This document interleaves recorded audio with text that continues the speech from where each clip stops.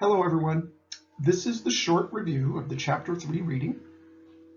The reading covered the normal curve and z-scores, and hopefully you'll see why the normal curve and z-scores are so useful to researchers after this video.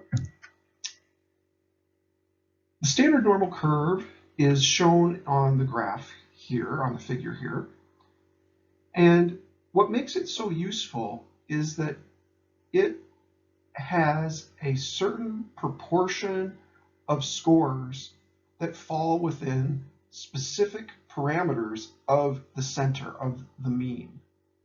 Of course, a normal curve is symmetrical, as you know, and what also makes it a normal curve is that very specific proportions of scores fall between the mean and a standard deviation step up or down, to the right or to the left.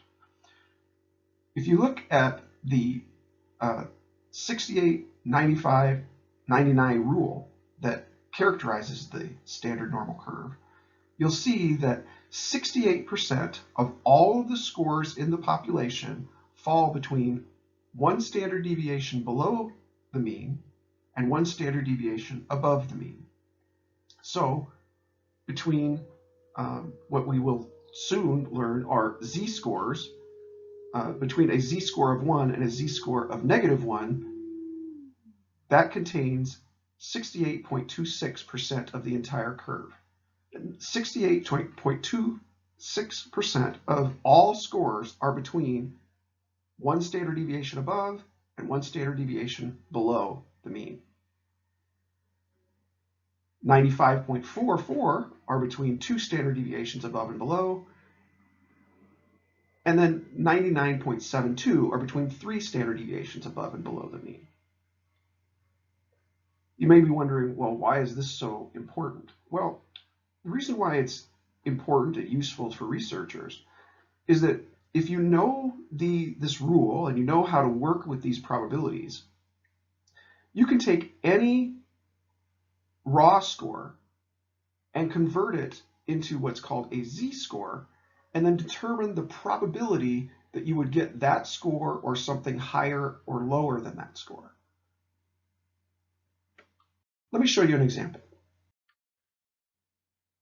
So let's just suppose that you have a population with a mean of 10 and a standard deviation of 1. If you know the 68, 95, 99 rule, you would be able to tell that 68.26% of all scores are going to be between 9 and 11, because the standard deviation is 1 and the mean of the population was 10. So one standard deviation step down would be 9, one standard deviation step up would be 11. So that means that 68% of all possible scores are between 9 and 11. Now, if you got a score of 12, you would know, wow, I did really, really well. If you got a score of 10.5, you would still think, well, I did better than average, but you're fairly close to the mean. So you can, by knowing this rule, you can use or make some useful statements about your performance and how it compares to other people who took maybe the same test. Now, computing or making these statements is fairly easy when you're dealing with numbers like a mean of a whole number of 10 and a standard deviation of a whole number of 1. And so you can kind of do those conversions in your head, but it can get a little bit more tricky if you start getting means that aren't whole numbers and standard deviations that aren't whole numbers. And so rather than doing it in your head, you can use a z-formula, a z-score transformation. So you can convert any raw score, no matter what it is, you can convert it into a z-score. And then you can find it on this normal curve. So you get 0.5, you could locate it here, and then using a table, you could look up and see how many people had a score above or below that score, that z-score of 0.5. Again, to make this clear, you get a raw score, somewhere down here. And then, which say the mean is 10. And standard deviation 1, this would be 11. So something in here would be a score of 10.5, right? You could convert that to a z-score, and then you could make a probability statement about how many people did better or worse than that score. Stated differently, z-scores allow you to determine the percentile, or the percentage of scores that are above or below a given value. Here's a very simple example of how we can make a probability statement. So let's suppose we want to know the percentile of a z-score of +1.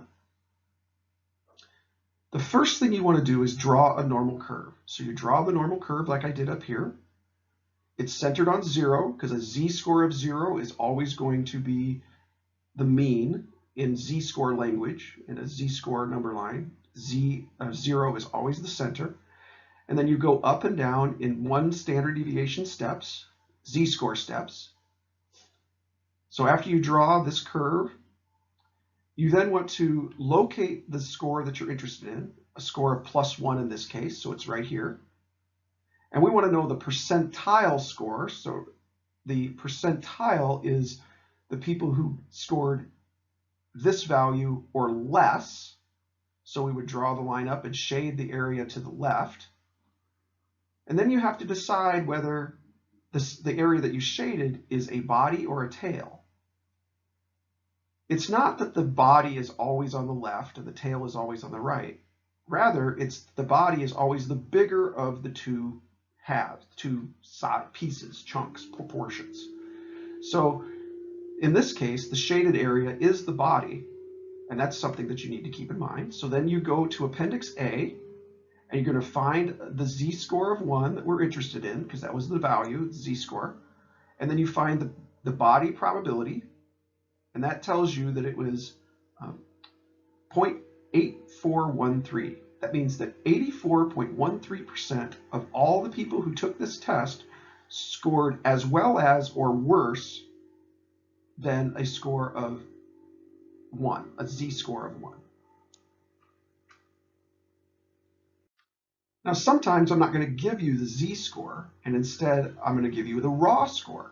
And so you then need to convert the raw score to a z-score. So in this example, let's say you took an exam and you earned 45 points. So your X score, your X is 45. The national average is 42.5 with a standard deviation of 2. Now compute your z-score. You can pause to see if you can figure it out. You should have found that the z-score is 1.25.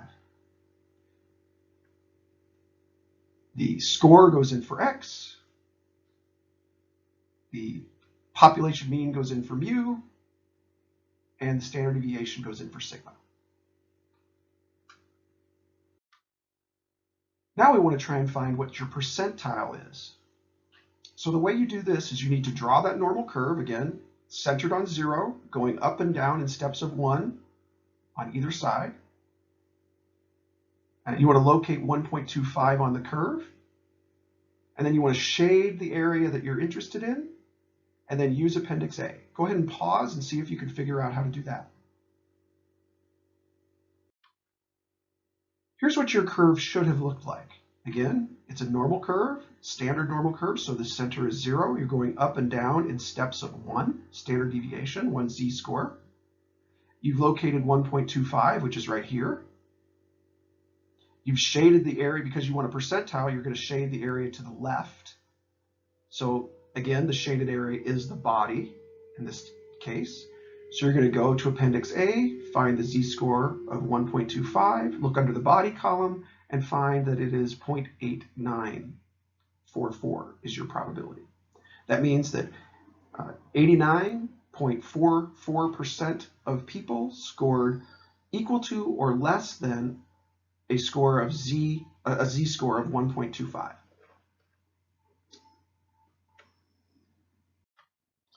Let's do a second example.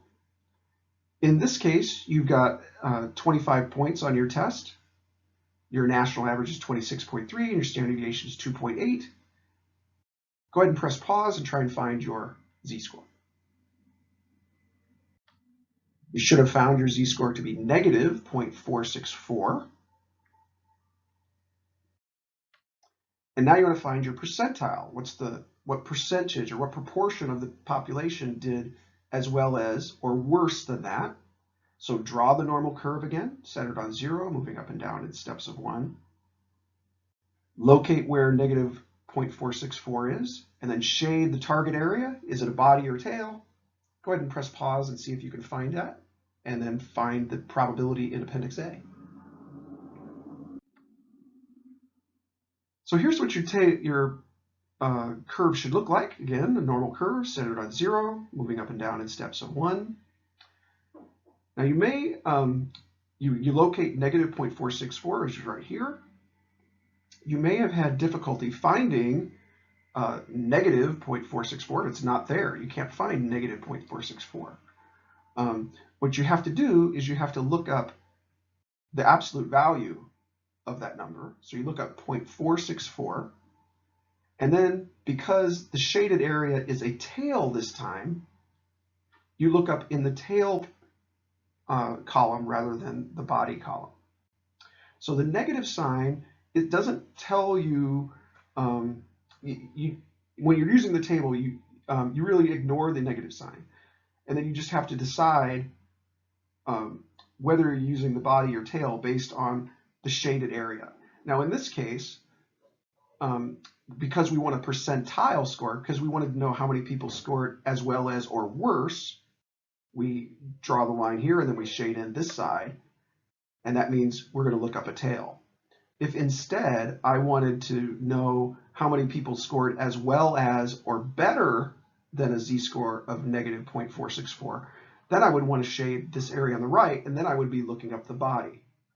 So it is important that you identify, based on the problem and what you're looking for, whether you want a body or a tail.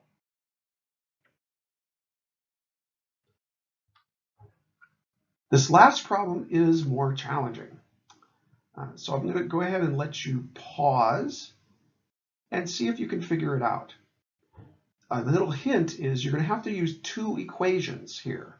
You're going to have to, you're using the same equation twice, rather. You want to find raw scores rather than z-scores.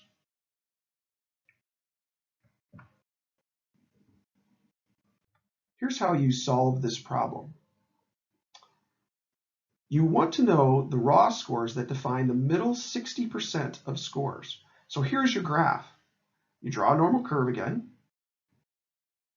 centered on 0, and you want to identify the raw scores that bracket the middle 60% of scores. So that means this whole curve is 100%. So that means if the middle is 60%, that means there's 20% over here and there's 20% over here, because 20 plus 20 is 40 plus 6 plus 60 is 100. So that means this is 20% and this is 20%. The way I would always encourage people to start is to write the equation, the z-score equation, and then substitute in what you know. You're given the mu, so that goes there, 26.3. You're given the standard deviation, that goes there. X is what you're looking for, okay? And what you don't know is you want to know the raw score that starts this bracket right here. Since you know that this area of the curve is 20%, you go to the Appendix A and find in the tail column, you're using the table inside out, so you're going to find in the tail column, because this is a tail, the number that corresponds closest to 20%, or 0.200. And this is the number that's closest, so it's at 0.84. That's the z-score.